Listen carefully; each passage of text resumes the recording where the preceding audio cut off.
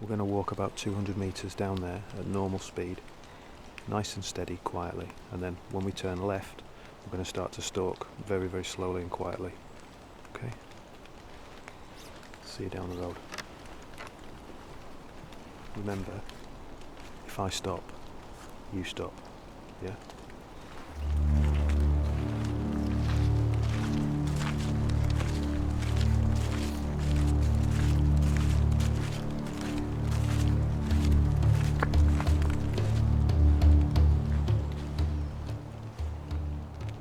I'm Sam and this is my wife Roxy. We're the deer managers for Woodlands.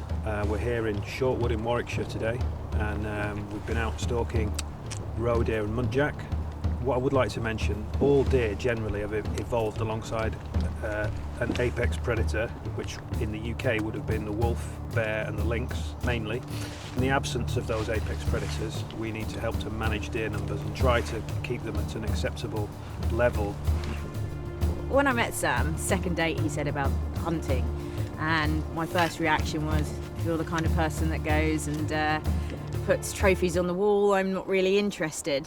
And he proceeded to actually talk me through, look, this is why I do it. This is about conservation rather than, you know, a trophy hunt.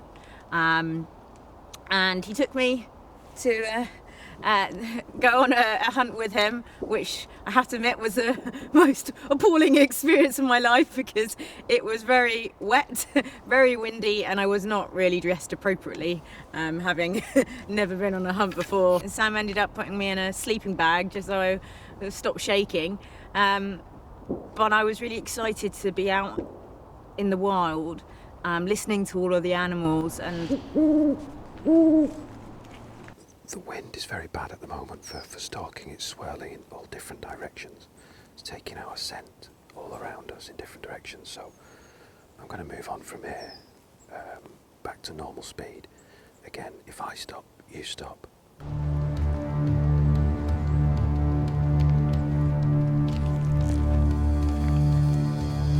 Out of interest, there are 6 wild deer species present in the UK.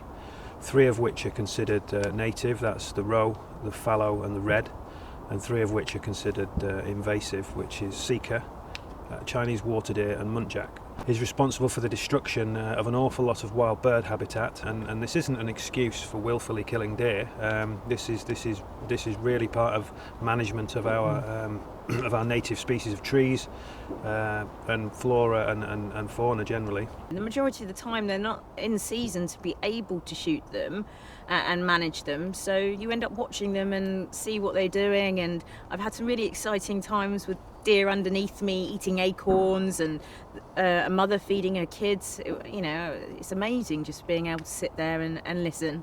We have to take the place of the apex predator in the UK if we want our trees to regenerate. That's a simple fact. They've tried fencing deer out of places, they've tried forms of contraception for wild deer, believe it or not, and everything has proven either ineffective or far too expensive. So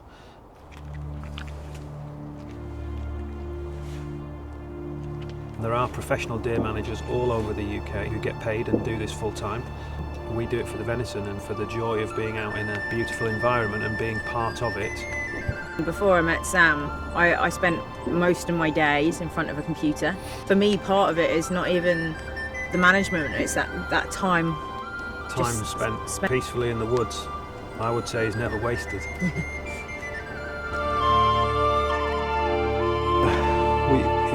We don't shoot moving deer, only deer that are standing completely stationary, and that is essentially, you know, one of the difficult parts of stalking is finding that deer at a moment when it's standing completely still and is unaware that you're there. It's very easy to walk through a woodland. An awful lot of dog walkers walk through the woods and see lots of deer, no problem at all. But they're not deer that are possible to shoot because they're always bounding away from you. Backstop. Got to be standing stock still, sideways, broadside on, and ideally completely unaware that we're there.